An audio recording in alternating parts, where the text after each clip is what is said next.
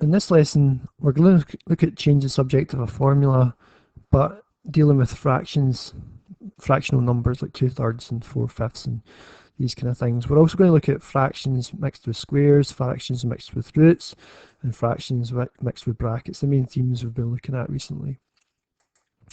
So let's go right on and have a go at these things. So let's start simple and build it up to kind of harder things. So we've got a formula here, x equals 1/3 n. We've got our left-hand side of the equal sign, the right-hand side, and n's the subject, that's a bit in the circle. So first of all, the subject for me is on the wrong side. I want it always to be in the left-hand side. There's different ways of doing that, but straight away what I'm going to do is I'm just going to switch sides. So I'm just going to put 1/3 n equals x. Now, to get rid of the fraction, that's kind of what I want to do here. I don't want the third there. I want to think about this number. Because really what's happening here is we're dividing by 3. So if you take this to the other side, you do the opposite of thirding something, which is multiplying by 3. So if you multiply the other side by 3, you're finished. You've got your subject and you've got everything else on the right hand side, which is the kind of thing we're trying to look at here. Okay, let's move on to this one. It's slightly more complicated. I've got 3/5 and I've got an r squared involved in it as well. Again, the subject's on the wrong side, so straight away I'm going to switch sides. Now, the first thing I'm going to look at is this number here, because I want to get rid of my fraction. That's the kind of idea here. This time I get rid of the fraction over here by multiplying by 3. This time I'm going to get rid of the fraction by multiplying by 5. So the 5 is going to go over here if you like. So that's going to leave me with 3r squared and then 5 times p. From previous lessons, I want to leave the r squared on its own and then finish off. So I need to divide by 3. That's the undoing of timesing by 3. So I'm going to divide the other side by 3. I'm just going to write that like that. And again, if you've watched the last lesson, to undo a square, you square root the opposite side. So to get r on its own, put a big square root sign, right down to the bottom, up to the top, and straight across.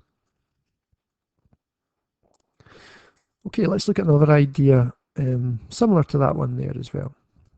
Okay, now we've got left hand side here, we've got right hand side, we've got a quarter, an s squared, and an h. Look for what your subject is, it's s here. Now straight away you could switch sides. I'm not going to do that here, but you could absolutely, I did it in the last one, but I'm going to eliminate the fraction first. I've got that written here, so you don't need to always do it. You could switch sides first if you wanted to. But let's get rid of the fraction. So to get rid of the fraction, I'm quartering in this side, so to undo that times by 4. And that gets me there. And then I'm going to switch the sides. But you could do this in another order. You could switch sides and then times through by the 4. I want to leave my s squared on its own. So that's been multiplied by h. What's the opposite of multiplying by h? Well, you need to divide by h. So divide the other side by h. And then a similar finish to the last one. To undo squaring, you square root the opposite side. Make sure your square root goes down to the bottom and up to the top. So you square root to undo the squaring. Okay, let's look at an actual formula here. This is the formula for the volume of a sphere, and it's got quite a few interesting things. It's got the 4/3 fractions, which we're dealing with, and it's also got an r cubed. Now again, there's a variety of ways to do this. You could switch sides first, or you could get rid of the fraction first. What I'm going to do is get rid of the fraction first by timesing by 3. Okay, so I looked at that and I thought, okay, I've got a 3 there, so times by the 3. Because we're dividing by 3, to undo that, you times by the 3.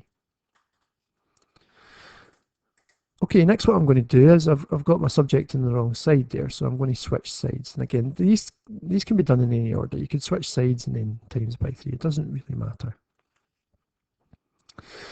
I want the r cubed on its own. Okay, so I don't really want the 4 pi. Now I need to think about what the 4 pi is doing to the r cubed. It's multiplying. So the opposite of that is division. So you divide by the 4 pi. Remember, you can divide by more than one thing at the same time. You can take more than one thing down below and divide by it. Now to undo r cubed, it's not the square root, it's the cube root this time. So to get r, you would put your big square root sign and a wee 3. It's the cube root of 3v over 4 pi. And that's you that formula would give you a formula for the radius of a sphere if you knew what the volume was. You already know what pi is. Okay, let's look at brackets. What would you do in this situation? We've got fraction and we've got brackets. Now, before what we said was you needed to multiply the brackets out. I would not advise that when you've got fractions because you just create more fractions. I would try and get rid of the fraction first. So to get rid of the fraction, you think about this. We're dividing by 5 here, so you want to multiply by 5. And that's going to end up with that. Okay, now our subject is n, so you could swap sides here, but I'm just going to multiply out the brackets, 2n plus 2m. But again, sometimes there's various options. So because the subject's in the inside, I'm going to times it out. Here, I'm going to switch the sides. Okay, so this is where I've switched the sides, but we could have done it up here, the switching of the sides. Right, my subject's n. So I don't really want the plus 2m.